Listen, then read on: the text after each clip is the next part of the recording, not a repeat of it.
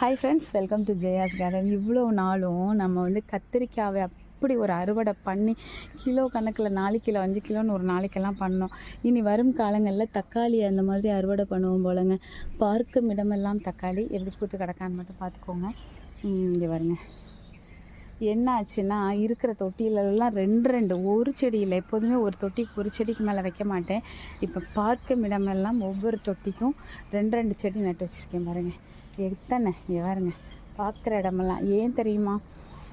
நான் சொன்னேன் தானே, எப்படியோ ஒரு தக்காளியோ என்னன்னு தெரிலங்க, ஃப்ரிட்ஜ் பாக்ஸுக்குள்ளே வந்து விழுந்திருக்கு. இங்கே பாருங்க, பூத்துருச்சு. எல்லா பக்கமும் ஃப்ரிட்ஜ் பாக்ஸ்லாம் பூக்க ஆரம்பிச்சிருச்சு. பார்த்தீங்களா, கொத்துன்னு இவ்வளோ வேணால் வளர்ந்துருச்சு. அதனால் அதை எனக்கு தூக்கி போட மனசு வராமல் எல்லா தொட்டிலையும் எங்கெல்லாம் சும்மா கிடக்குதோ எல்லாத்துலேயும் 2 நட்டு விட்டுட்டேன்.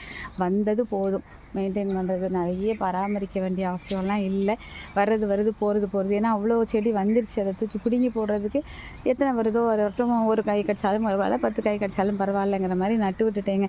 கிடைக்கிற தொட்டிலலாம் நட்டிருக்கேன். ஸோ என்னாக போகுது, வரும் காலங்களில் தக்காளி கத்திரிக்காய் அளவுக்கு அறுவடை பண்ணுவேன்னு நினைக்கிறேன். அந்த மாதிரி சூழ்நிலை உருவாகிவிட்டது. ஓகே, பாய்.